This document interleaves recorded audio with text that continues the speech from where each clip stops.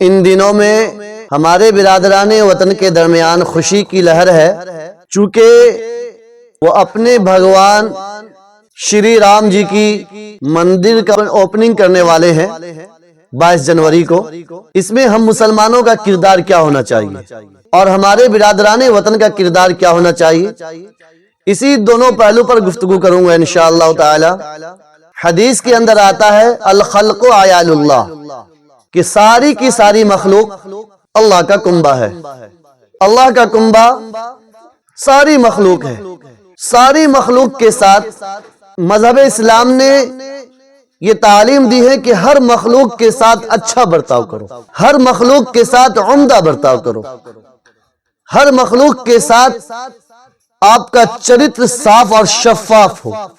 اور برادران وطن چونکہ انسان ہے اور انسان اشرف المخلوقات ہے،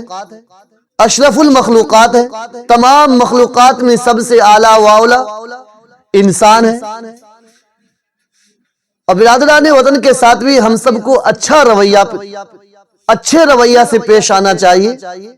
ان کی خوشی میں ہم شریک تو نہیں ہوئیں گے، لیکن کوئی ایسا کام بھی نہیں کریں گے جس سے ہمارے برادران وطن کو ٹھیس پہنچے۔ حاضرین، آج کے گفتگو کا مقصد یہ ہے کہ ہمارے ملک میں جو بھائی چارہ صدیوں سے، عرصہ دراز سے، مدت دراز سے چلا آیا ہے، وہ قائم رہے۔ اور اس قائم رکھنے میں مسلمانوں نے پہلے بھی، اب بھی اور آگے بھی پہل قدمی کی ہے اور کریں گے انشاءاللہ۔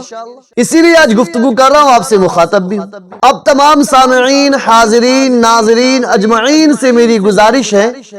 کہ تمام مخلوقات کے ساتھ اچھا برتاؤ کرنے کا مذہب اسلام کا حکم ہے، تو آپ برادران وطن کے ساتھ بھی اچھے برتاؤ سے پیش آئیں۔ حضور نبی کریم صلی اللہ تعالی علیہ وسلم کو لوگ جو غیر ایمان والے تھے نہایت ہی تکلیف دیتے تھے، پریشان کیا کرتے تھے، ستایا کرتے تھے، پاگل، دیوانہ، مجنون، ساحر کہا کرتے تھے، لیکن حضور پاک صلی اللہ تعالی علیہ وسلم انہیں دعائیں دیا کرتے تھے۔ حضور پاک صلی اللہ تعالی علیہ وسلم کبھی بھی بد دعا نہیں فرماتے، حتیٰ کہ آپ کے جسم اطہر پر غلاظت ڈال دی گئی، اوجڑیاں ڈال دی گئی، آپ کے راستے میں کانٹے بچھائے گئے۔ ایک یہودی حضور پر نور محمد عربی صلی اللہ تعالی علیہ وسلم کے پاس آتا ہے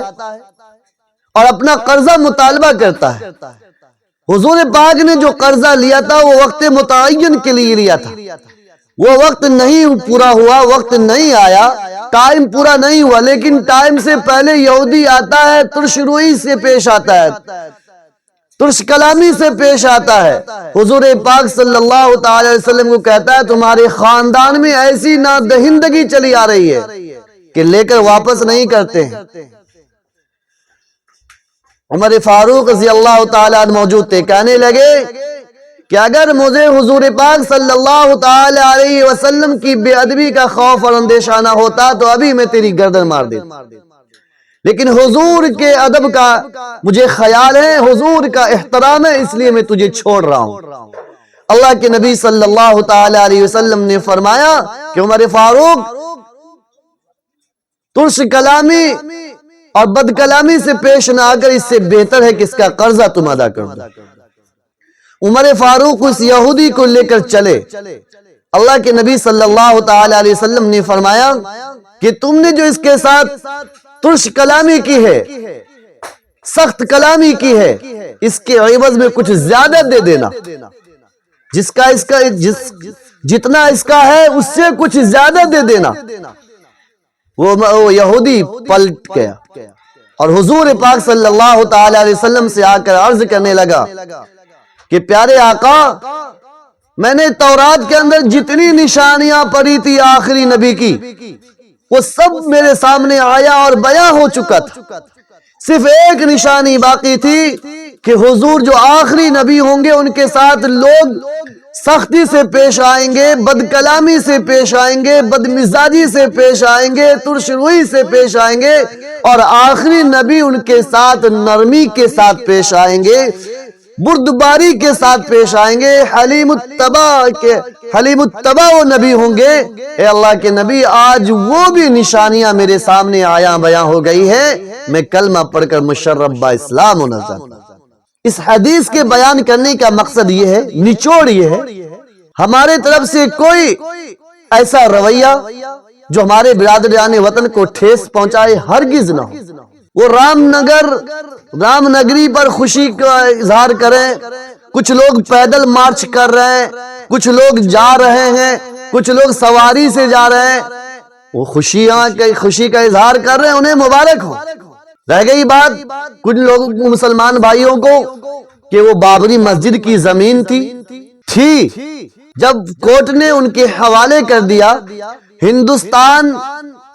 کی سب سے بڑی عدالت نے ان کے حوالے کر دیا، تو اب ہم پر اس پر انگشت نمائی نہ کریں تو بہتر ہے، اور اس معنی کر بہتر ہے کہ اس سے ملک میں امن و شانتی برقرار رہے گا، ملک میں امن و شانتی بحال رہے گا۔ اور برادران وطن سے بھی گزارش، اپیل کرتا ہوں کہ وہ بھی کوئی ایسی بات نہ کہیں، کوئی بات ایسی نہ کہیں جس سے ہندوستان کے دوسرے دھرم والوں کو تکلیف ہو، اذیت ہو، پریشانیاں ہو۔ ہندوستان میں بہت سارے مذہب والے رہتے ہیں، مسلمان بھی ہیں، سکھ بھی ہیں، جین بھی ہیں، بدھ بھی ہیں، پارسیزم بھی ہیں، اس کے علاوہ اور بھی عیسائی بھی ہیں، بہت سارے دھرم کے لوگ ہیں، اور سب کو آئین نے یہ حق دیا ہے، یہ اجازت دی ہے کہ وہ اپنے اپنے مذہب کے ساتھ، آزادی کے ساتھ اپنے مذہب کو فالو کریں گے، اپنے مذہب کو اختیار کریں گے، اپنے مذہب کے بتائے ہوئے طور طریق پر چلیں گے۔ اس لیے برادران وطن سے بھی گزارش ہے، اپیل ہے کہ وہ بھی کوئی ایسی بات ہرگز نہ کہیں جس سے دوسرے دھرم والوں کو تکلیف ہو۔ حاضرین، انسان اشرف المخلوقات ہے۔ اللہ تبارک و تعالی نے ارشاد فرمایا وَلَقَدْ كَرَّمْنَا بَنِي آدم، کہ بنی آدم کی اولاد کو ہم نے عزت بخشی ہے۔ وَحَمَلْنَاهُمْ فِي الْبَرِّ وَالْبَحْرِ، اس آیت کریمہ سے بھی پتا چلتا ہے کہ عزتیں دی گئی ہیں، اور ہم سب، وہ برادران وطن ہو، کوئی بھی ہو، ہم اپنے اسلام کے اعتبار سے کہنا چاہیں گے کہ سب لوگ عالم ارواح میں یہ کہہ کر آئے ہیں الست بربی قالوا بلا شہدنا، سب لوگ۔ اس لیے ان کا اکرام، ان سے دوستی، ان کے ساتھ اچھا کردار، اچھے اخلاق، نیک برتاؤ سے پیش آنا چاہیے، اسلام کی تعلیم ہے، یہ اسلام کا حکم ہے۔ دوستی کے دو معنی ہیں، ایک ہے دوستی اور ایک ہے دلی محبت۔ دلی محبت کا میں قائل نہیں ہوں، لیکن دوستی ایک جگہ رہتے ہیں، اٹھنا بیٹھنا ہوتا ہے، ایک ملک میں رہتے ہیں، سب کے لیے ایک جیسا قانون ہے، اس لیے ان سے دوستی بھی رکھنا ہے، ان سے دوستی، ان سے تعلقات برقرار رکھنی ہے، اور برادران وطن بھی ہم سے تعلقات برقرار رکھیں گے، یہی ہم ان سے امید کرتے ہیں۔ یہی میرا آج کا گفتگو کا لب لباب اور نچوڑ ہے، خلاصہ کلام یہی ہے کہ ملک کے اندر امن بحال ہو، شانتی بحال ہو، نفرت پھیلانے والے، دشمنیاں پھیلانے والے، عداوت پھیلانے والے اور ماحول کو گندا کرنے والے کو اگنور کرو، ان کو برطرف کرو، نظر انداز کرو۔ ہمارا ہندوستان ساری دنیا میں جانا اور پہچانا جاتا ہے کہ یہاں گنگا جمنی تہذیب ہے، یہاں لوگ سب ایک دوسرے کے ساتھ مل کر رہتے ہیں اور کہتے ہیں کہ ہندو مسلم سکھ عیسائی سب ہے آپس میں بھائی بھائی. اس لیے ہمارا یہ کردار ہونا چاہیے کہ ہم بھائی بھائی بن کر رہیں گے. یہاں پر بڑے شوق سے لوگ گاتے ہیں اور گاتے ہوئے فخر بھی محسوس کرتے ہیں, خوشی کا اظہار بھی کرتے ہیں, اور ہونا بھی خوشی کا اظہار کرنا بھی چاہیے کہ ہندو مسلم سکھ عیسائی سب ہے آپس میں بھائی بھائی. کوئی ایسی کلمات ہماری زبان سے ادا نہ ہو جس سے ہمارے دوسرے دھرم کے بھائیوں کو تکلیف ہو, اور دوسرے دھرم والے بھائی بھی کوئی ایسی کلمات ادا نہ کریں جس سے اور لوگوں کو تکلیف ہو, اذیتیں ہو. میں نے آپ کو قرآن کریم کے حوالے سے بتلایا, احادیث کے حوالے سے بتلایا کہ حضور پاک صلی اللہ تعالی علیہ وسلم کے زمانے میں غیروں کے ساتھ بھی اچھا برتاؤ کیا جاتا تھا, حتیٰ کہ جو حضور کے ساتھ مقابلے کے لیے آئے, قید کر لیے گئے, بندک بنا لیے گئے, ان کے ساتھ بھی اچھا برتاؤ کیا جاتا تھا, ان کے ساتھ کے کھانے پینے کا خیال رکھا جاتا تھا, ان کے کپڑے لتے کا خیال رکھا جاتا تھا. حضرت عباس رضی اللہ تعالی عنہ جب قید کر لیے گئے, کھمبے سے باندھ دیے گئے تو رسی بڑا ٹائٹ تھا, کسا و کمر کسی ہوئی تھی, تو تکلیف محسوس کر رہے تھے, آپ کڑھن محسوس کر رہے تھے. اللہ کے نبی سے دیکھا نہیں گیا, اللہ کے نبی نے حضرت عباس کی رسی کو ڈھیلی کروا دی, اور حضرت عباس کے صدقے میں اور لوگ جو اور 70 تھے 69 تھے اور لوگوں کی بھی رسیاں ڈھیلی کروا دی گئی. ان لوگوں کے کھانے کا انتظام کیا گیا, رہن سہن کا انتظام کیا گیا. تو اسلام ہمیشہ سے اچھے اخلاق سے پھیلا ہے, اسلام ہمیشہ اچھے اخلاق کی تعلیم دیتا ہے, اور اللہ کے پیارے نبی صلی اللہ تعالی علیہ وسلم کا پاک ارشاد ہے, انما بعثت لاتمم مکارم الاخلاق, کہ مجھے بھیجا ہی گیا ہے اخلاق کی تکمیل کے لیے, مجھے بھیجا ہی گیا ہے اخلاق کی تکمیل کے لیے. پتہ یہ چلتا ہے حضور پاک صلی اللہ تعالی علیہ وسلم کے ماننے والوں کے لیے سب سے زیادہ بہتر ہے کہ وہ اچھے اخلاق کی وجہ سے اچھے اخلاق کو اپنائیں, اچھے اخلاق کو اپنے دامن سے باندھ کر رکھیں. کوئی ایسا کام نہ ہو اور دوسرے دھرم والے نشاندہی کرنے لگے. رام مندر کا ادگھاٹن وہ کس جگہ پر ہے, وہ کیسے کریں گے, وہ برادران وطن کو خوب معلوم ہے. ہم لوگ صرف خاموشی اختیار کریں گے اور ملک میں شانتی کے لیے, امن کے لیے دعا کریں گے. نہ دیپ جلائیں گے, نہ نعرہ لگائیں گے,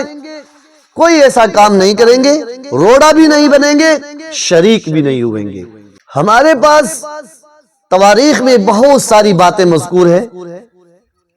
نبی کریم صلی اللہ تعالی علیہ وسلم کا طائف کا واقعہ آپ سامنے رکھ لیں. جب آپ طائف پر تشریف لے گئے, لوگوں نے آپ پر اتنا پتھر برسایا, اتنا پتھر برسایا, اتنا پتھر برسایا کہ لہو لہان کر دیا, آپ کے جسد اطہر کو خون آلودہ کر دیا, حتیٰ کہ آپ کی جوتیاں خون سے رنگین ہو گئیں, نالین مبارک آپ کا خون سے بھر گیا. اللہ تبارک و تعالی نے فرشتے کو حکم دیا کہ جاؤ میرے نبی کے, میرے محبوب کے, میرے حبیب کے خون کے قطرے کو زمین پر گرنے سے پہلے تھام لو, کہیں ایسا نہ ہو کہ خون کا قطرہ زمین پر گرنا پوری آبادی کی تباہی کا ذریعہ بن جائے. فرشتے آتے ہیں اور اپنے پروں سے خون روک لیتے ہیں, خون صاف کر دیتے ہیں, اور فرشتے آتے ہیں, پہاڑ کے فرشتے حاضر ہوتے ہیں, کہتے ہیں اللہ کے نبی اگر آپ حکم فرما دیں تو یہ طائف شہر جو 2 پہاڑوں کے بیچ ہے اس کو ملا کر ان طائف والوں کو چٹنی بنا دیا جائے, بھیرتا کر دیا جائے, چکنا چور کر دیا جائے, نام و نشان مٹا دیا جائے, ختم کر دیا جائے. اللہ کے نبی نے فرمایا کہ میں رحمت للعالمین بن کر آیا, میں ان کے حق میں بد دعا نہیں کر سکتا. تو ہمارے پاس اخلاق کے بے شمار باتیں موجود ہیں، اس لیے ان اخلاق کو سامنے رکھیے اور اپنے برادران وطن کے ساتھ اخلاق سے پیش آئیے۔ اسلام پھیلا ہی ہے اخلاق کے ذریعے۔ دنیا تو یہ کہتی ہے اسلام پھیلا ہے تلوار کے ذریعے، لیکن حق اور سچ یہ ہے کہ اسلام پھیلا ہے اخلاق کے ذریعے، اسلام پھیلا ہے کردار کے ذریعے، اسلام پھیلا ہے معاملات کے ذریعے، اسلام پھیلا ہے حسن معاشرت کے ذریعے، اسلام پھیلا ہے نیک عادات کے ذریعے، اسلام پھیلا ہے اتحاد اتفاق کی تعلیم کی وجہ سے، اسلام پھیلا ہے عدل و انصاف کی وجہ سے، اسلام پھیلا ہے امن و شانتی کی تعلیم کی وجہ سے۔ اس لیے حاضرین، تمام لوگوں سے گزارش ہے کہ ہم سب مل کر ملک کی شانتی کی دعا کریں۔